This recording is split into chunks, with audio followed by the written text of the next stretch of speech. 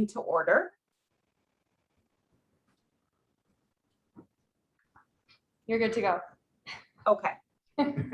So let's call the meeting to order. It's 5:42. We will start out with our recognition of Indigenous peoples and lands. And by acknowledging that we are on Indigenous lands that have been inhabited by Indigenous people for thousands of years. We acknowledge the traditional territory of the Anishinaabe, Haudenosaunee, Attawandaron, and Wendat peoples, and this area was originally governed by the Three Flyers Confederacy. We recognize and respect the relationships between the three First Nations groups and the land of the City of London and the County of Middlesex, the Chippewa of the Thames First Nation, Oneida First Nation of the Thames, and the Munsee Delaware Nation. I'll ask for completion and acceptance of the minutes. Of tonight's agenda.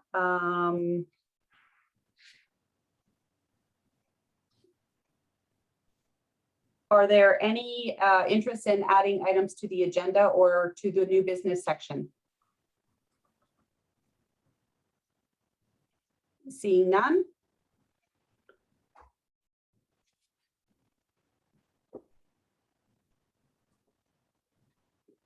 I will also ask at this time for disclosures of interest. Based on the agenda items this evening, is there anyone that needs to declare disclosures of conflicts of interest or otherwise? Again, seeing none. I will ask for approval of the minutes of the previous meeting from November the 18th. Can I have someone make a motion to accept the minutes from the previous meeting? Mr. Bizaire, thank you. Seconded by Ms. Anderson. All in favor? Are there any opposed? Any abstained? And carried at 5:44. We do have one communication this evening from the City Clerk, Kathy Saunders. And I'll just look at that in our package here this evening. I'm sure you've all had an opportunity to review it. And so from Ms. Saunders, as of December the 7th, Councillor Sean Lewis was appointed to the London Middlesex Community Housing Board for a term ending November 14th of 2022. So Councillor Lewis, officially welcome and thank you for joining us.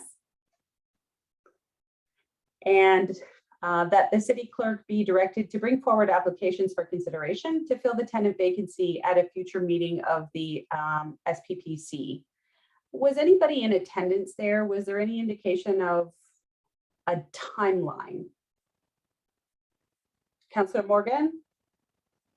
No. Yes. So I'm just quickly logging on to the city's website to see if the notice and call for applications has been posted yet, but the clerk is usually pretty good about making that circulation.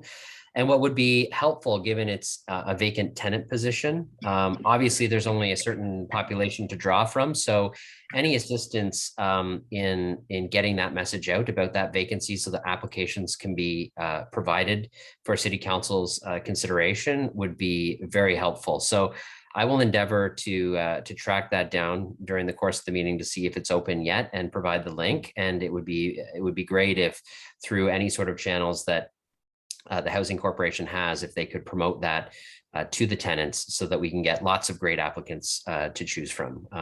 It's always easier to make these appointments when we have a number of individuals to pick from. And I would say any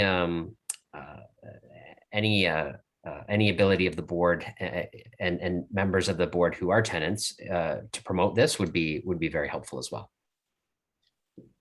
Thank you, Councillor. Ms. McKenzie, is that something you may be able to pursue through the Tenant Advisory Committee? Through the chair, yeah, the last time that we were doing a recruitment, we certainly advertised through the Tenant Advisory Committee. We also sent out blast emails to all of our residents to let them know.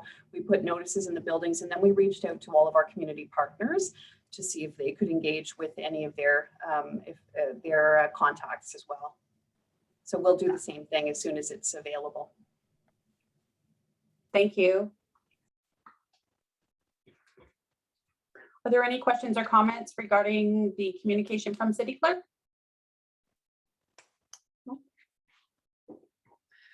We have no delegations this evening or presentations, although I see Dania has joined us from KPMG, so welcome. We may call on you later. Thank you. So let's move right into our consent items this evening, which includes 3 reports. The CEO report from Mr. Chisholm, the vacancy update, co-authored by Mr. Renaud and Ms. McKenzie, and the community engagement update from, who is the manager now? It's Preet, is it not? Yes, it is. Yes. I'll ask members of the board, are there any of these 3 reports that you would prefer be pulled from the consent section of the agenda for individual discussion? There are no motions to be passed in any of them. So if we can open with a motion, then we'll be able to move to discussion through these. So can I ask for a motion to receive the 3 reports in the consent agenda items section? Thank you, Mr. Milson, seconded by Mr. Bizarre. Thank you. And we'll have some discussion about these reports if there are questions or comments.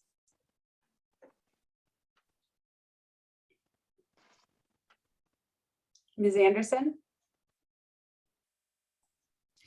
Thank you. Through you to staff, with respect to the vacancy update, I guess just the same questions as the last meeting. The vacancy trend continues to climb, so I'd like to hear from staff about that for some more information, please. Thank you. I can address that if it's acceptable through the chair. Actually, things are hopeful and are moving in the right direction. I'm happy to say our turn rate, which is the number of units that become vacant in a month, as compared to the number of units that we return as rent ready, has gone up by 20% in November as compared to September, October. So there's a trend moving in the right direction in terms of how we're turning these units around. We've also, in November, as compared to September, October, have reduced the number of days in restoration by 17. So we're pulling back all those units that are very aged. We're getting those knocked off. We're starting to improve. We're starting to gain some momentum. You know, the vacancy tracking sheet is, for the most part, fully populated. We've added a couple of additional columns to it, which the PSMs will be filling in around estimated completion dates for rent ready. They're getting out now and they're inspecting units that are giving us notice of vacancy. Reports back from them at this point are positive in terms of the condition of the units they're looking at. So we'll look for those to be quick flips and start to improve our turnaround time. Part of their role is also, once they've done the vacancy inspection, is to book the debris removal and pest control. Previously, that was taking us 24 days to get that completed.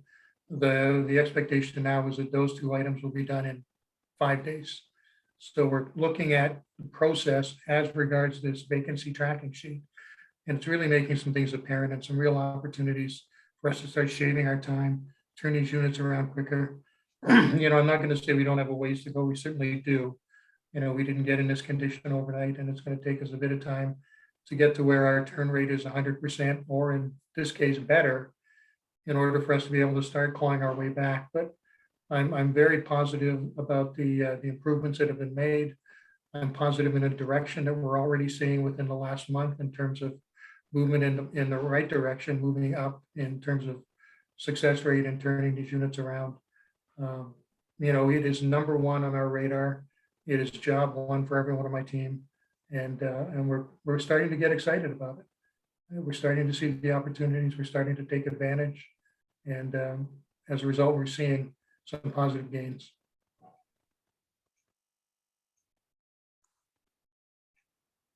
Ms. Anderson? Did you have a follow-up question?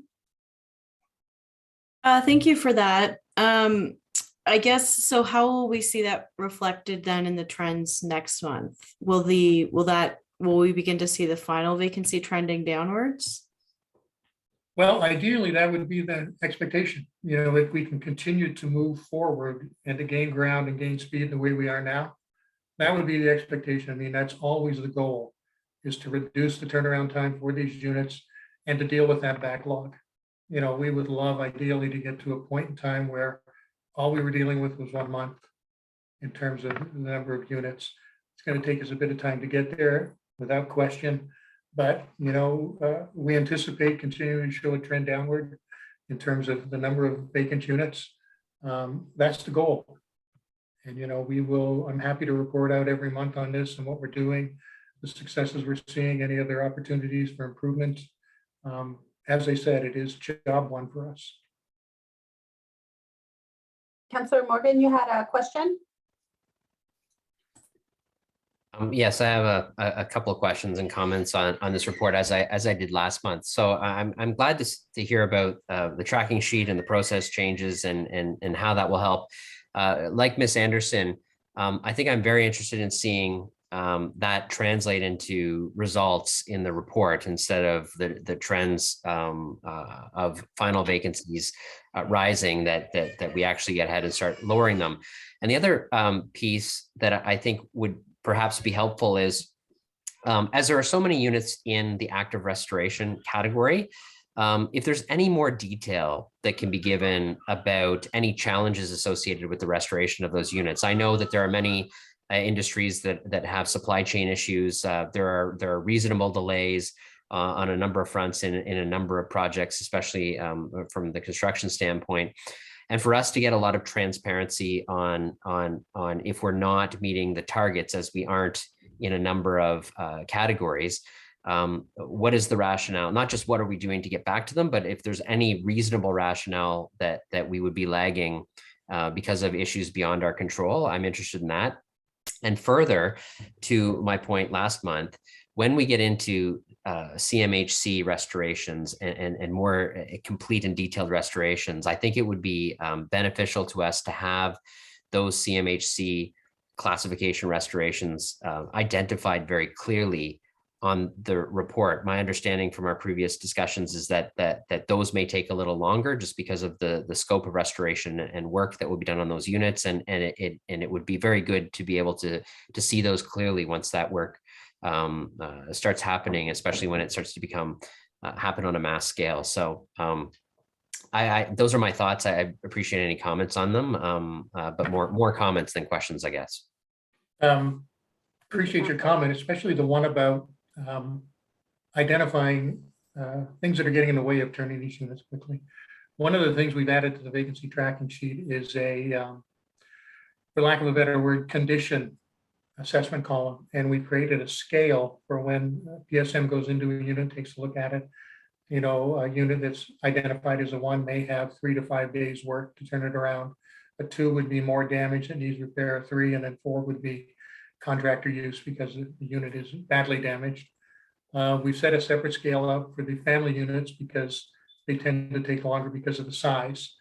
But, you know, starting to identify these units as we move forward, that's going to allow us to really look at, you know, if we've got the bulk of our units are 3s and 2s, that's going to have an impact on turning use around versus the 1s.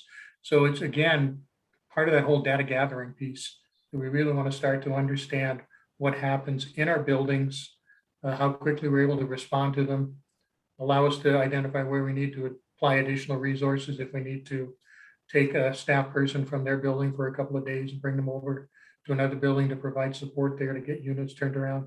It'll allow us to understand a little bit more how we need to dedicate our resources.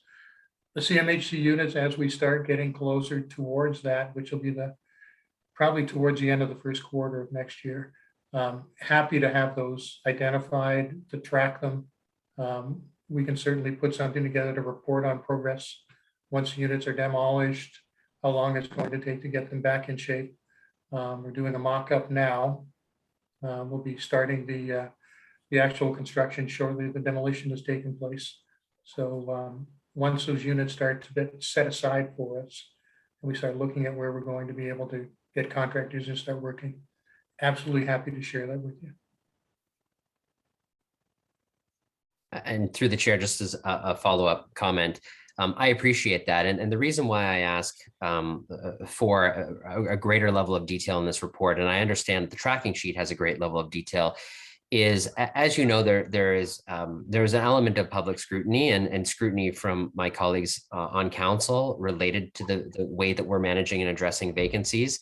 And I think that in some cases, more detail in this report is better. Like, just from the report as it's currently constituted, I don't have a high level of detail to chat with my colleagues about.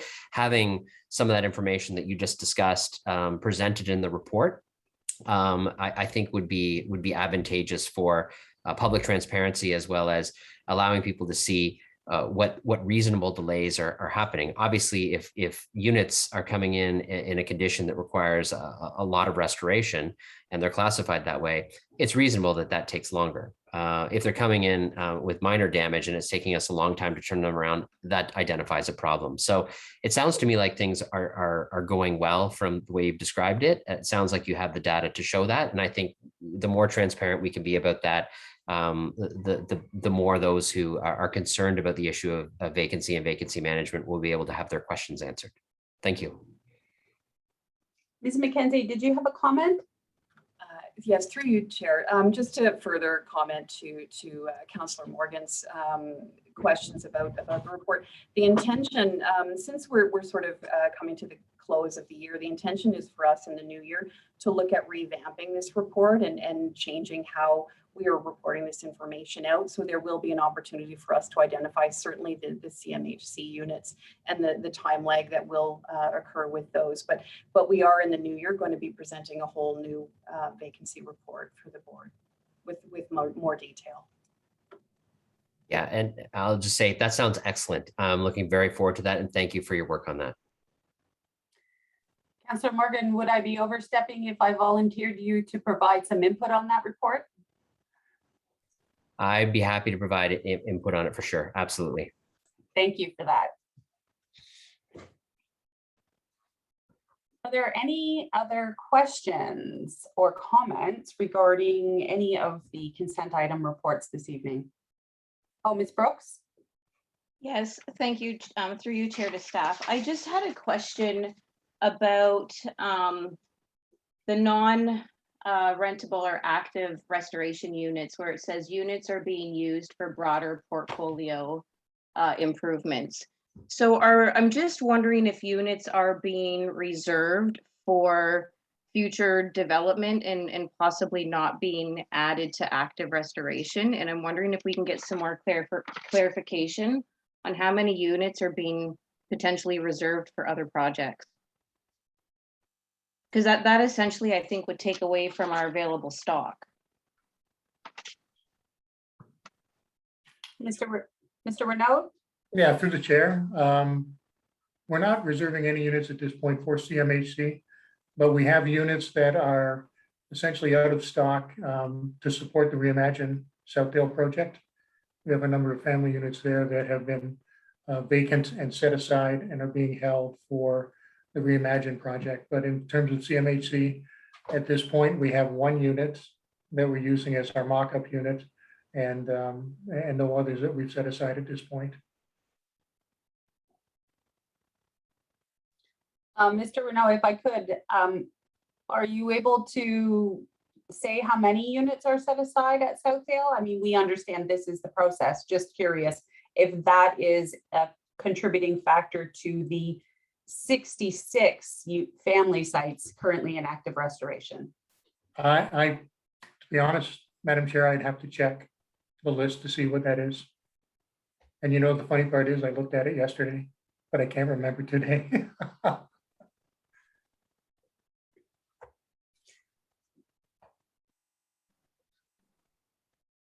Perhaps some thoughts for consideration in the revamped report, not only calling out our CMHC units that may require a longer turnaround time, but also keeping a placeholder for the units affected through Reimagine helps to, I think, tell a more fulsome picture.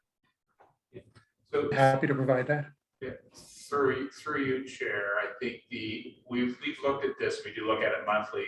CMHC unit is on hold. The only Reimagine Southdale units that are on hold are those that have been vacated. So eventually that number will get up to the 18 in phase 1, but right now it's around 7.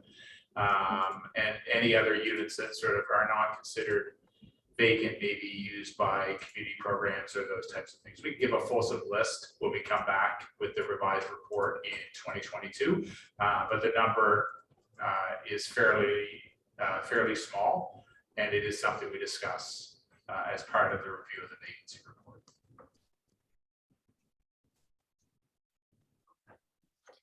And if I may ask one additional question in regards to the process, I'm wondering if the units are restored on a first in, first out basis, or if there is some urgency or priority set to, say, our family units. Typically, and we look to turn the units over as quickly as we can. We look at at our role as providing homes for people. So if we've got a unit that we can turn around in 5 days, it typically gets turned around in 5 days. Most of the units are basically dealt with by the maintenance repair person on site, unless we get into units where we need to bring in contractors and that sort of thing. So for the family units, that would be managed by the MR on site. If they needed additional help, we would transfer staff to them for a period of days to help them get through that. But it's typically done on site by the MR, and they manage that process. Thank you. Are there additional questions?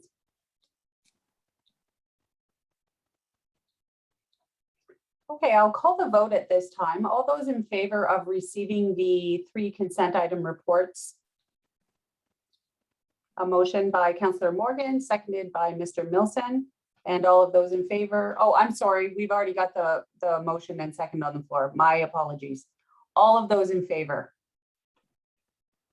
Thank you. Are there any opposed? None. Thank you. The motion has been passed. Okay, those were the easy ones. Let's dive in to our reports and business, and we will start with our first report by Ms. Taplashvili. I'm sorry, I butchered that. The audit planning report.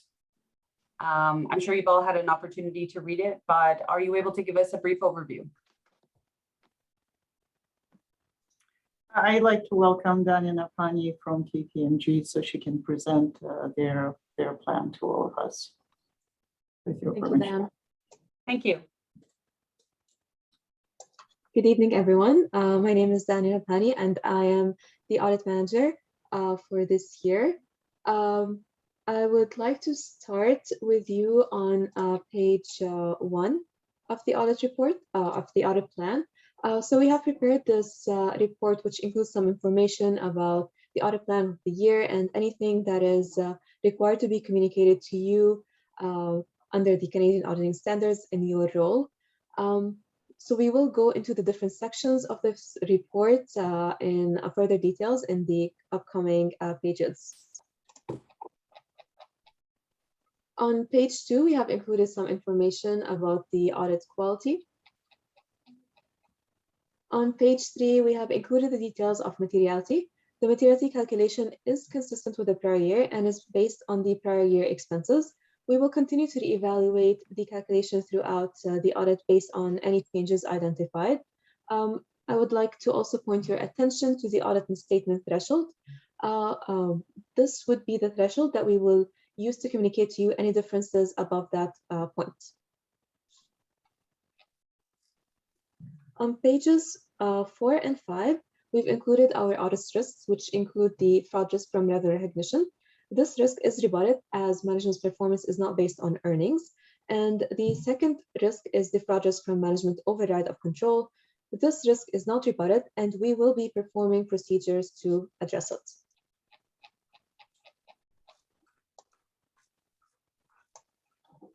On pages 6 and 7, we've included other areas of focus and our planned audit procedures to address them. These areas are consistent with the prior years, and other than one additional area we've identified in page 7, which through our meetings with management, we are aware that LMCH has signed a funding agreement with HC.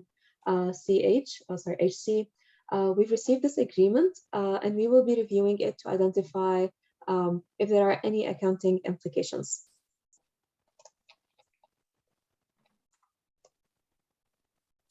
On page 8, we have included some key dates and deliverables.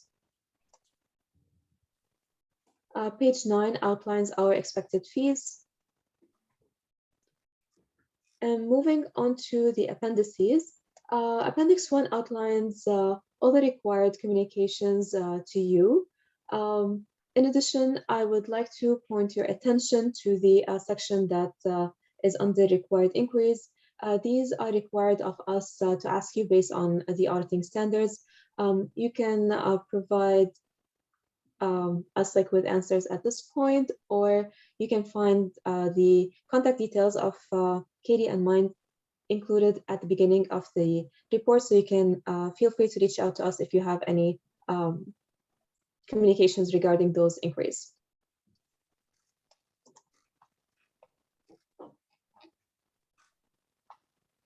Appendix 2 just includes a little bit more information regarding technology and the audit. In Appendix 3, we have included here some live links that we think of information that might be useful to you in your current roles in the governance or in your other roles.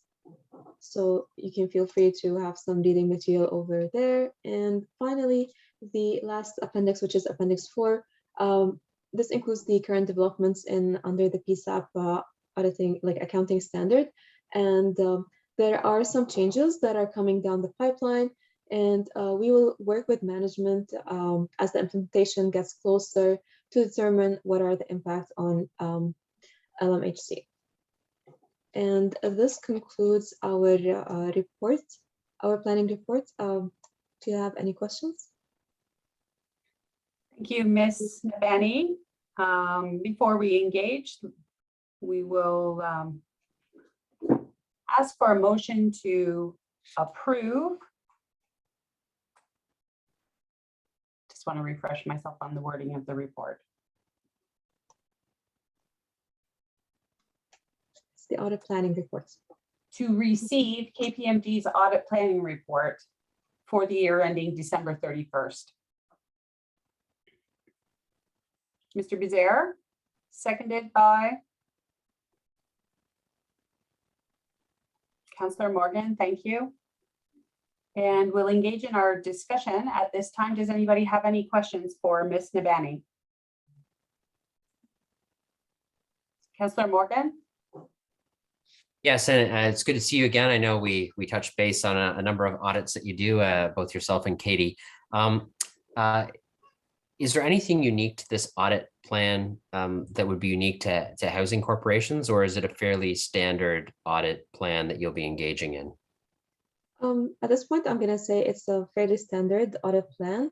And as I mentioned, I think the only change or difference from anything else is just the funding agreement, which we will review and see if there are any implications that we would have to, take into consideration during our audit. Okay, great. That sounds great. I'm just turning my mind to the difference of being on the Housing Corporation Board rather than the other audits that I'm used to receiving. So I'll look forward to the work you do and your findings when you've completed it. Thank you so much. Thank you, Councillor. Are there other questions? Okay, I'll ask for all of those in favor for receiving the audit report. Are there any opposed or abstained? And the motion is passed 6-11. Thank you. Thank you. Our next report. Bear with me. I usually have paper. Tonight I'm electronic. So if Living there's in the future. anything, I think I will. Is it okay for me to leave at this point? Absolutely. Thank you very much for your time this evening. Thank you so much. Have a good day. Okay. Thank you.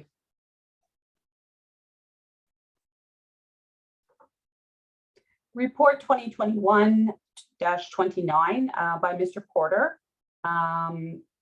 Thank you, Mr. Porter, for this very detailed report. I'm positive that our board members have read it. Are you interested in making a few comments in overview before we move to discussion? Thank you, and through you, Chair. Yeah, just a quick overview. Thanks for having me back for the opportunity to present this. And essentially, this is going to be a very positive thing for our tenants, and I appreciate the time to present our recommendation here. And the recommendation, as it says in the report, is just an overview of the physical security services and upgrades to our tenants, and that's specifically to security guard services. So this will help increase our tenants' safety in the buildings. It'll also help with their perceived safety, as they will have a greater presence of security on site, and it will also help as a deterrence towards any kind of activity that we find unfavorable on our sites. So overall, it's a very positive strategy that we're putting forward, and I thank you for the time. Thank you, Mr. Porter.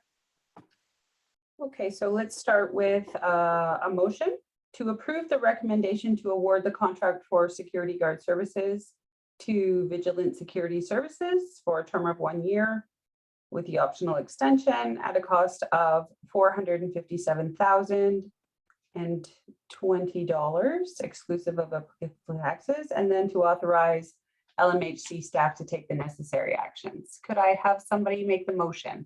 Councillor Lewis, thank you. Seconded by, thank you, Ms. Brooks.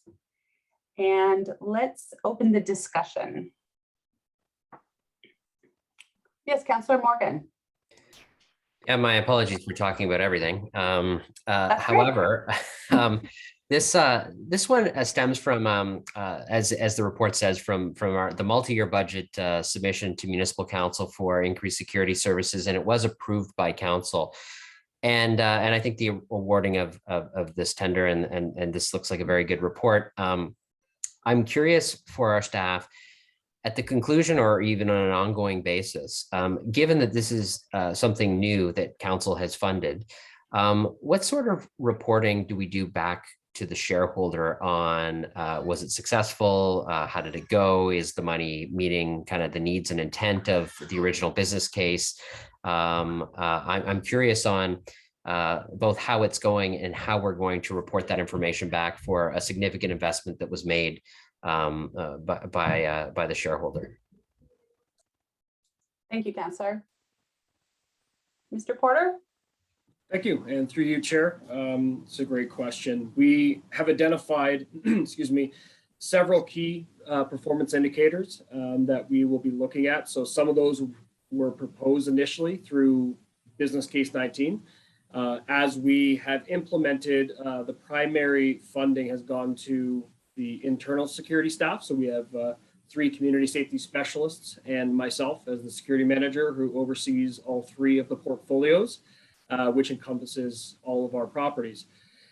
So there are essentially 6 key performance indicators that we look at from a reporting structure and a reporting tool. And that's everything from total calls for service, as well as the removals from property. So trespassing incidents to arrests, critical incidents, and that's everything from major emergencies to power outages to assisting emergency services, whether that's London Police Service, the London Fire Department, or EMS, as well as investigative. So helping with releasing police from scenes in a lot more efficient and time-effective manner. So getting them back out onto the streets. As we all know, It's getting very busy for them, and response times are skyrocketing. So we can assist with clearing them from our buildings and our scenes in a more efficient manner. And of course, looking at the overall safety and security of our tenants. So that's working with our tenants and our partners in tenant services, from our community relations workers to our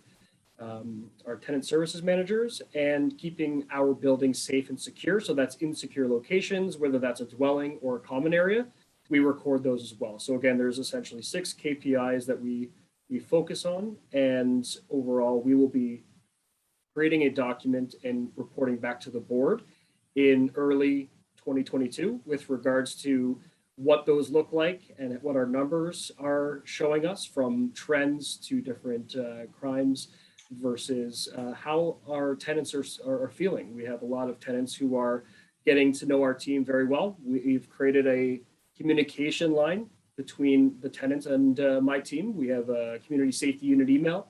So we've kind of had our own reporting structure where tenants will come to us, give us information, let us know about their concerns, and then we address that in real time with the tenants.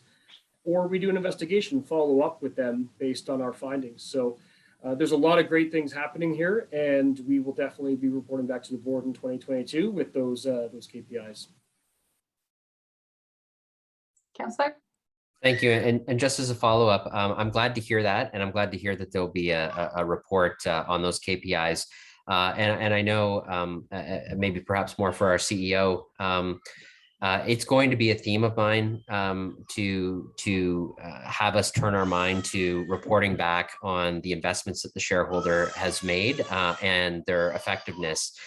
So although we will have, and you can hear my baby screaming in the other room, sorry about that. He really likes security. Turn our mind to like reporting back on that investment and the types of things that were just said, like releasing police from a scene so they can get back out there. The shareholder also funds the police service. And so knowing that there is a secondary benefit to the work being done here is important for that information to get back as the next council is elected and considers their multi-year budget investments and where investments were effective or not. I think this board needs to turn its mind to the significant investments that were made in the Housing Corporation and how we report back to the shareholder on the effectiveness of those investments, particularly if we want them to continue and they were beneficial to the corporation and the community that it serves. Yeah, through you, Chair. We've had this discussion internally, and we've been reporting some things to the city that they've asked for on the business cases, and we're turning our energies to first reporting to the board on the investment that was requested by the corporation through the shareholder, and bringing the board up to speed, and then from there we'll be talking about reporting that same information to the shareholder.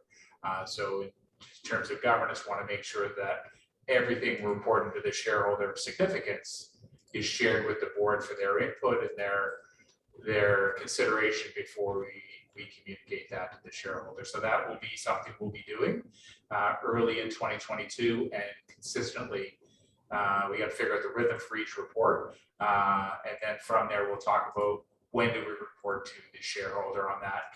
And we do have an annual report to the shareholder due as part of our AGM. So it may be that we introduce some of the key accomplishments on these business cases, even as just a little introductory piece through our AGM presentation. So there's also all sorts of opportunities, and we'll discuss those with the board so that you guys are fully engaged in that conversation of managing the relationship with the shareholder. And let me just say, I absolutely 100% agree with that approach. All of this stuff should come before the board before it goes to the shareholder, and I can't agree more with what the CEO has said. So thank you for that answer. Thank you. Are there other questions for Mr. Porter? Seeing none, I will call the vote. All of those in favor of awarding the contract at the cost of $457,020. Are there any opposed? Are there any abstained? Thank you, board. The motion is passed. 621. Okay. Next up, we have a couple of capital projects to talk about. Our first report, Mr. Renaud, I assume you're speaking to this on behalf of your team. Thank you. Looks like we've got 2 generator replacements here. And we'll start with the first one. This is Baseline Road. Do you have any overview comments further to the information you shared in the report? Yes, through the chair, it's essentially a generator replacement as identified by our engineering consultant that performed a survey of all the electrical systems in our buildings. These units are quite aged, found to be undersized considering the additional loads being put on them in terms of additional CCTV cameraing, those sort of things, monitoring, access control. A somewhat complicated project, but during those periods of time when the one generator will not be available, the vendor will have an additional generator on site. So there will be no point in time when the building will be without backup power to provide those life safety systems and security systems for the tenants. Thank you. So let's begin by asking for a motion to approve the award of contract to Dealco Electric in the sum of $421,558 and to authorize staff to take the necessary steps to give effect to the above recommendation. Can I ask for a motion? Mr. Bizaire, seconded by Mr. Corneliuson. Thank you. And we'll open the floor for discussion. Are there questions or comments? Mr. Milson. Thank you. Through the chair to staff. My question really is around, it's applicable to maybe to both reports as well, but was because Delco was the successful candidate, but was it the lowest bid? On the one project, Dealco was the lowest bid. On the second one, it was slightly higher, but we chose to go with Dealco because the other vendor involved, we're doing some work with them now and we're not quite happy with their performance. And we felt in this case, because it's an emergency generator replacement, we really didn't want to go in with anyone that we really weren't comfortable with.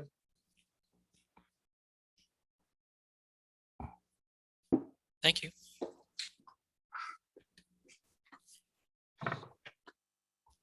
Are there other questions?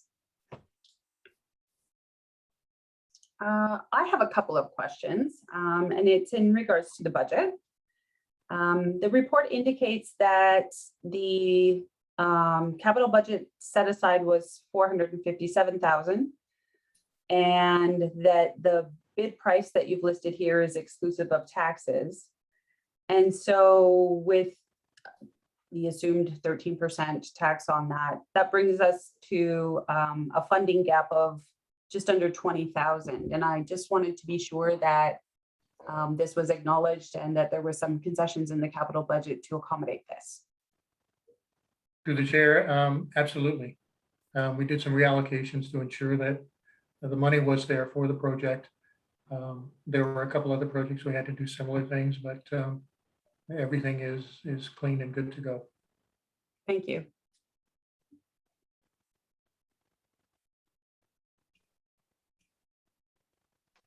Are there additional questions? And so my last question, Mr. Renaud, is in regards to the long lead time on the equipment. It looks like with this authorization that would have you implementing the project sometime in the fall of next year? That's a really good question. The supply line for these, we've been told potentially up to 42 weeks once we have the drawings available and can get with the vendor. So we're hoping that the situation has improved, but you're exactly right. It may be well into the late fall of next year. Mm-hmm. And so as a follow-up question, is there a risk mitigation strategy for that interim period, or do the current generators satisfy the requirements of the buildings as they stand today? No, the current generators are doing the job. They're meeting the requirements of the building. We've upsized both of them. The one generator at Walnut was considered to be undersized for the load it was carrying now, but it's meeting those requirements satisfactorily. And you'll see in the report that the one has almost doubled in capacity because that was undersized, and we've now moved it up to something that gives us a bit of a cushion. So both the generators as they currently exist are meeting the requirements, but as noted, they're long in the tooth. Probably should have been repaired a little bit long time ago, but we're getting to them now, and be a big improvement in terms of our ability to keep the building safe. Thank you. Are there additional questions from the board? Seeing none, let's call the vote. All in favor? Are there any opposed? Are there any abstain? And the motion has been passed, 627. Thank you very much. Mr. Renaud, I'm assuming that the next report is a bit of a repeat of our discussion here with some minor differences in the sizing of the equipment. Yes, exactly the same, Chair. I'll ask for a motion from the board at this time to approve the award of the contract again to Dealco in the amount of 507,014, and of course to authorize staff to take the necessary steps. Mr. Bazier, thank you. Seconded by Mr. Milson. And discussion on the second generator.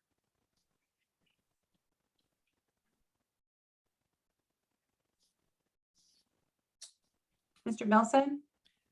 Through the chair to staff, just wanted to a really quick comment just to say I'm really happy to see these capital projects moving forward. Specifically from the project number, it looks like this is 2020 funding, so it's just really good to see these improvements being made. Thanks. Thank you. My question, Mr. Renaud, is in regards to any of the perceived risks in having the same contractor perform both contracts. We don't believe so. I've got experience with Dealco from my time with the hospital. Exceptional company. Family owned, operated, London-based. I'm familiar with the leaders of the company. They're very, very well organized, and they've been spending a lot of time on the logistics of the project, what's going to happen when, and how certain things are going to flow through the project. So once we've got the go ahead for them, they're already in the starting blocks to go. They've done some homework already looking at how this is going to roll out, how to minimize disruption to the tenants. I think these two are going to be very important projects for them. Thank you. Any last questions or comments? All those in favor of approving the award? Are there any opposed or abstained? Okay, thank you, board. Motion is passed 6:30.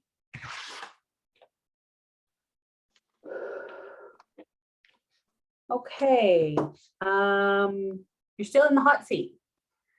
Next project is the approval of the award of contract to supply and install the energy management systems. Again, Mr. Renaud, did you have any overarching words of summary outside of the report? I think through the chair, just in general terms, energy management system, I think the important thing to bear in mind is that in terms of the CMHC program and our requirements to save energy at 25%, we anticipate the installation of the Demtroy system and the activation of that will get us a full 20% of the required savings. We'll basically be controlling all of the units in all of our high-rise buildings. It's a good system. We actually have a version of the Demtroy system in the buildings now, more of a first generation type of system, rather clunky. But the new one is essentially limited to a thermostat that's installed in the unit, very quick installation, Wi-Fi enabled. It's a very impressive system in terms of controlling building operation, temperature control, monitoring outside air temperature, indoor air temperature, has the ability to monitor humidity if we choose to. The graphing and the dashboard package for it is exceptional, one of the best I've seen. Thank you. And so we'll begin by asking for a motion to approve the award of contract to Demtroys in the sum of $1,280,436 and to authorize staff to effect the above recommendations.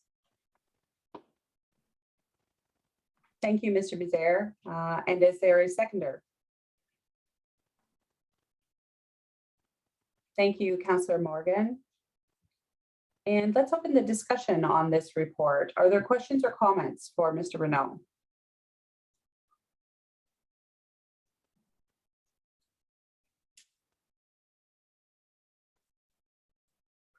I do have one question myself, and that is there's an impressive projection in the energy savings related to these energy management systems. And I'm wondering if that has been reflected in the O&M budget.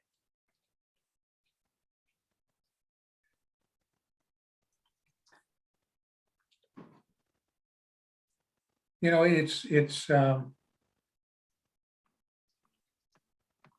it will be once we get an understanding of what we're actually looking at. You know, once we get a few of the buildings set up, and the nice part about the Demtroy system is it's a very quick install.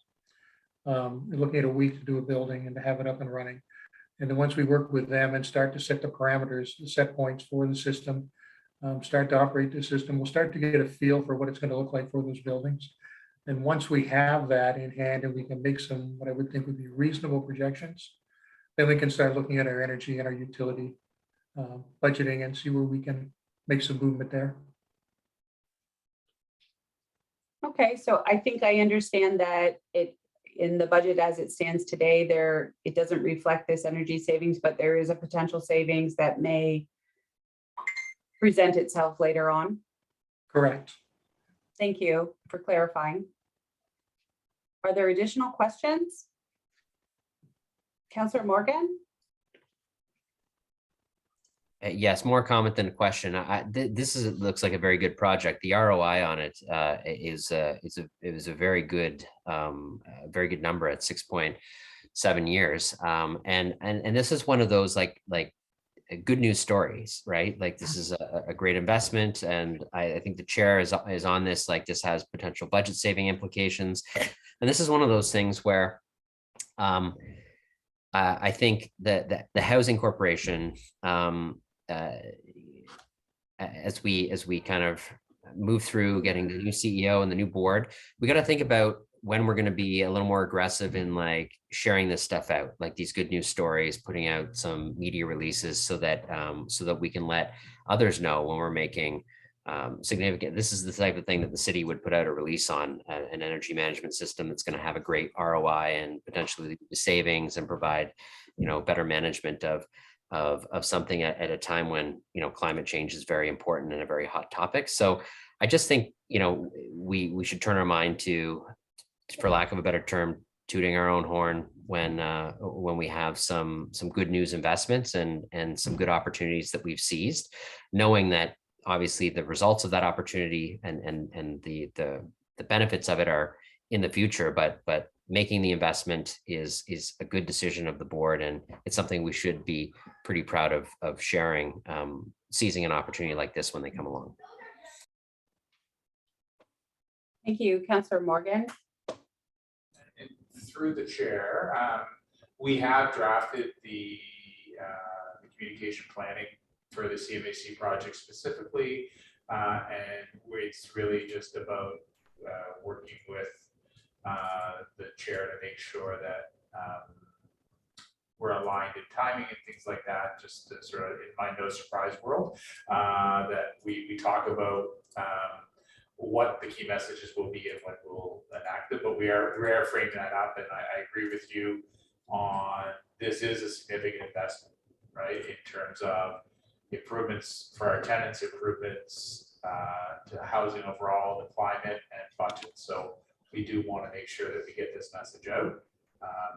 And I would suggest that we'll be looking earlier into 2022 than cramming in the message now with Omicron and seasonal and the other things. But it is something we definitely want to do in early 2022 in January to start setting the stage, because there's a lot of great investment and improvements happening, and we want to bring that positive messaging to the citizens, to our tenants, to the community at all overall. Thank you, Mr. Chisholm. From our board, are there any other questions or comments regarding this project? Seeing none, we'll call the vote. All in favor? Are there any opposed or abstained? Seeing none, the motion is passed. 637. Great project. Thank you. Mr. Chisholm, I'm thinking the next two reports are yours. The Our first one next- is mine. The first one? Yes. On the annual pay increase, yes. Thank you.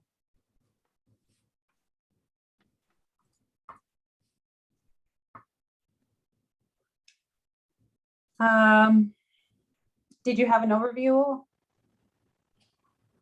outside of the comments already shared in your report? Just a quick summary through the chair.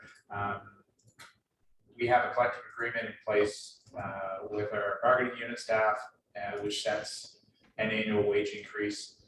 The practice has been to share that annual wage increase to management exempt staff in timing of January of each year with the collective bargaining staff. So I wanted to share that, and I wanted to be transparent that there was a wage evaluation completed in May of 2021, which realigned the pay bands for the management and exempt team, both in terms of salary and just the amount of steps and different, just realigned the positions with appropriate pay. So I didn't want to come forward with a request for a pay increase that didn't disclose that information. It is important that with all staff that the pay is competitive, so we can track the right candidates, that we fill job opportunities in a timely manner, and we get candidates that work well in the job. This increase of 1.85 will continue to support that and not create an additional wage gap that would impact our ability to recruit. You'll note in the CEO report that we have a number of open positions in management as well as in the bargaining unit, and these pay increases are going to be critical to make sure we're able to fill these jobs in a timely fashion. Thank you, Mr. Chisholm.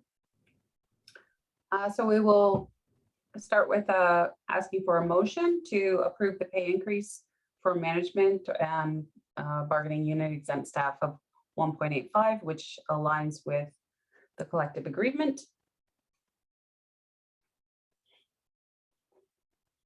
Thank you, Mr. Milson, and seconded by Mr. Corneliuson. Thank you. And we'll open the floor for discussion.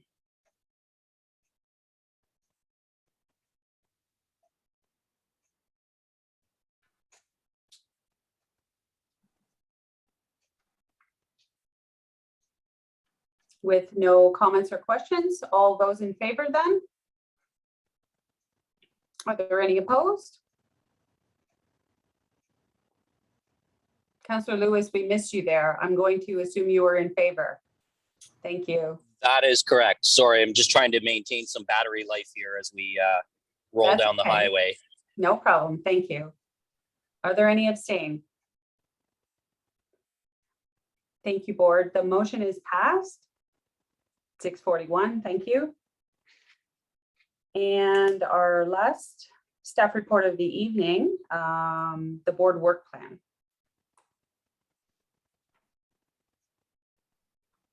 And again, Mr. Chisholm, did you have any additional comments further to those shared in the report?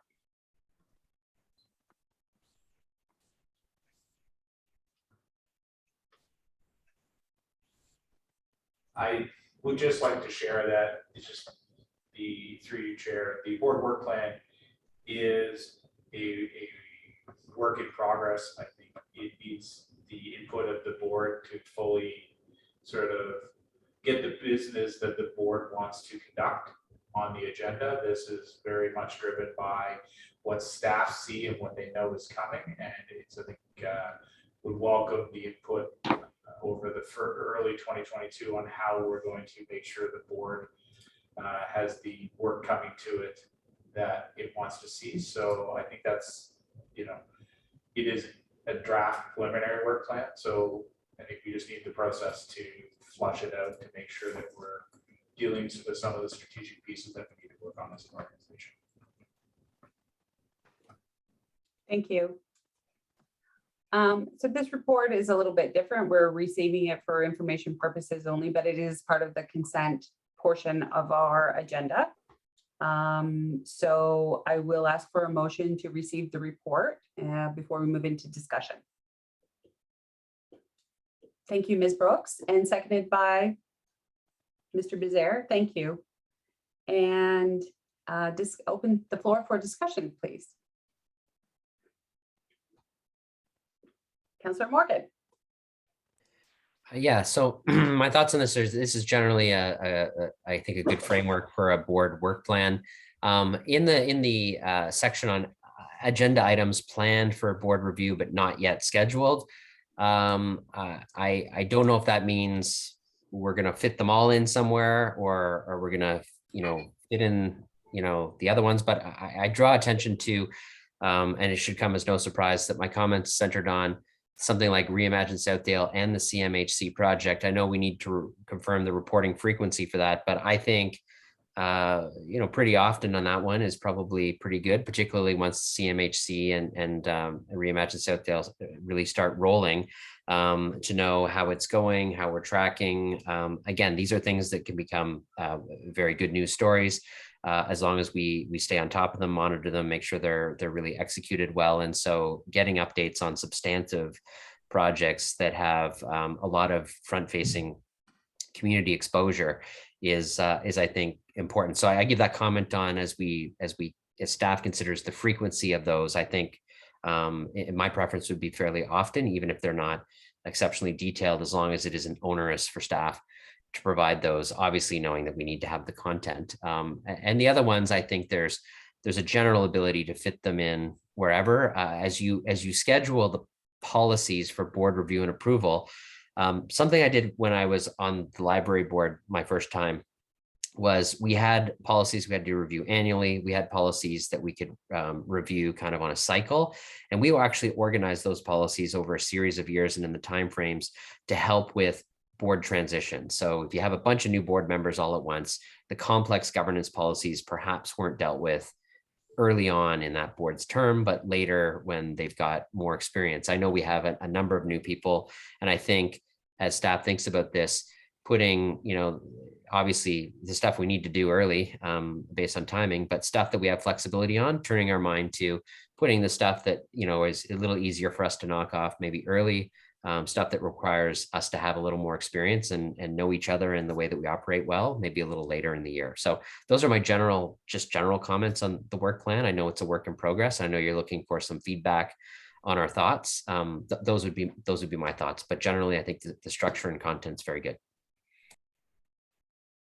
Thank you, Councillor.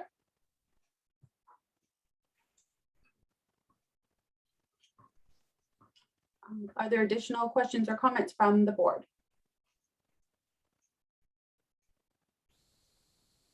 So I will share with the board that I exchanged an email with Mr. Chisholm earlier today in regard to the strategic plan. The strategic plan that we are currently operating under is in fact an extension of a strategic plan that expired last year.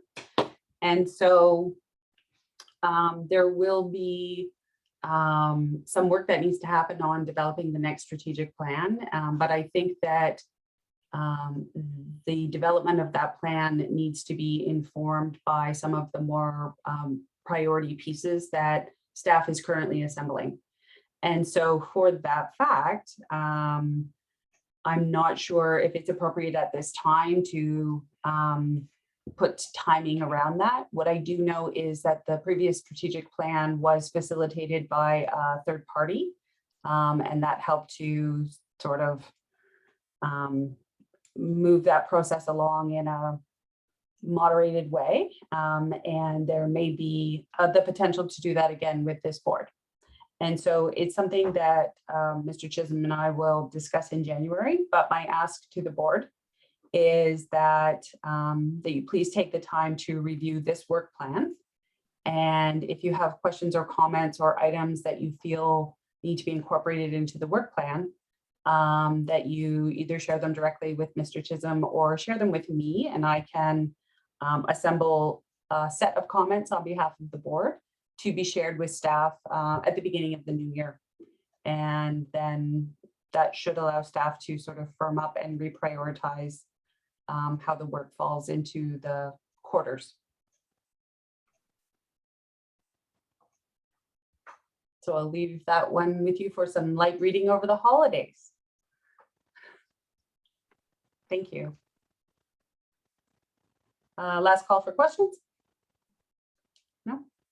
All of those in favor of receiving the draft work plan? Any opposed? Any abstained votes? No? Okay, thank you, board members. Motion passed at 6:48.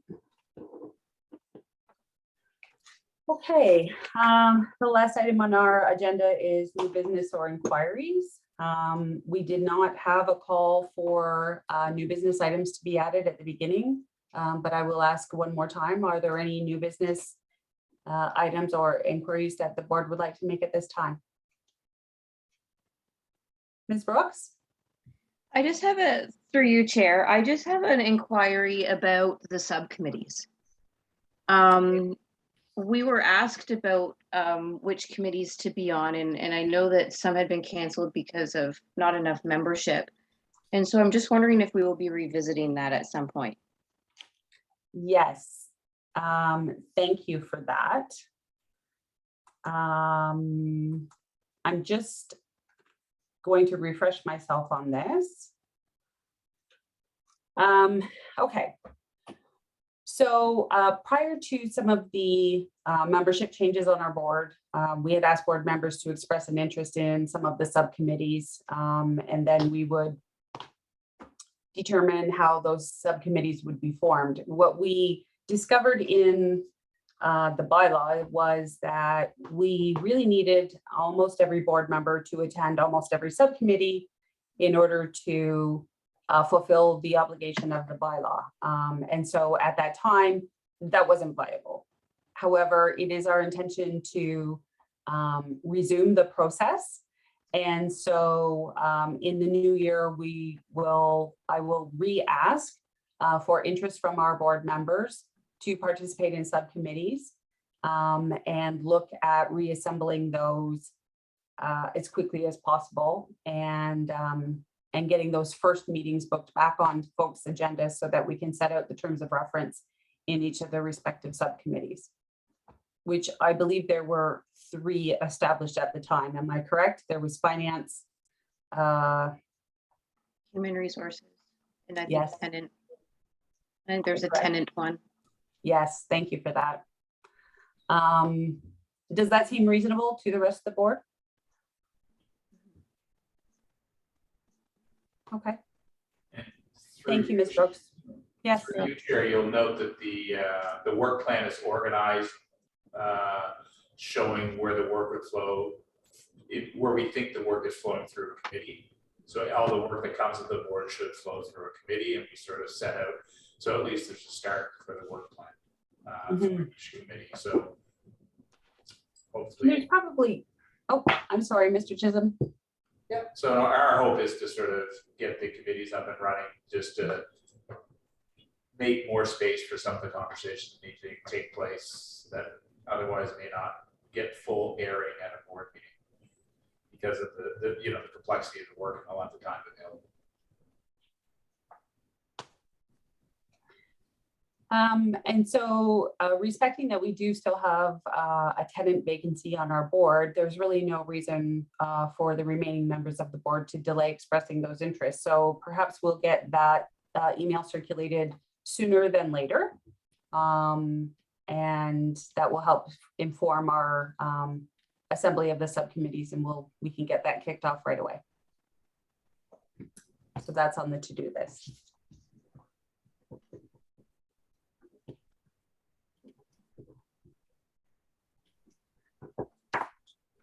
Okay. I'll just share some final thoughts before we adjourn the meeting. I want to recognize that this is our last gathering of the year. And I just want to take this moment to acknowledge and thank the staff for their efforts and leadership throughout 2021. 2021 has brought some pretty significant organizational changes to LMCH. I suppose I would be remiss if I, didn't mention the signing of the largest investment deal ever in the organization's history with the CMHC project, which is so exciting. Finally, having the portfolio regeneration piece come to fruition after so many years in the making. And of course, welcoming a new CEO to the organization and having Mr. Chisholm bring his wealth of knowledge and experience and vision to LMCH. And then, of course, welcoming all of us, a new board. And we're working through the hiccups, but we're getting there. I feel like we're starting to get some traction. So it has been a fairly profound year for the organization, especially at the leadership level. But I think most importantly, what I'd like to recognize is that the organization through the leadership was able to continue delivering these essential services during a global pandemic. And especially at a time when the need has really never been greater in our community and social and economic conditions have probably never been this challenging. And were things always perfect? No, but you guys persevered. And you stuck with it. And so we see you, you are appreciated. This leadership team is valued. And I hope you take a moment to recognize yourself and each other, because we would like to take this moment as well to recognize all of you. So on behalf of the board members, I would like to offer our most sincere thanks and ask that you please accept our heartfelt best wishes for a safe holiday season.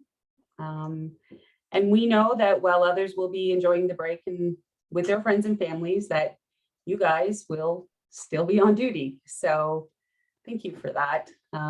We do appreciate everything that you do for us. And having said that, our final piece of business tonight is adjourning the meeting. So I'll ask for a motion to adjourn. Nobody wants to go home? Ms. Anderson, seconded by Mr. Cornelissen. Thank you, everybody. Enjoy your holidays. Merry Christmas. Bye. Happy holidays. Yeah. Thank you.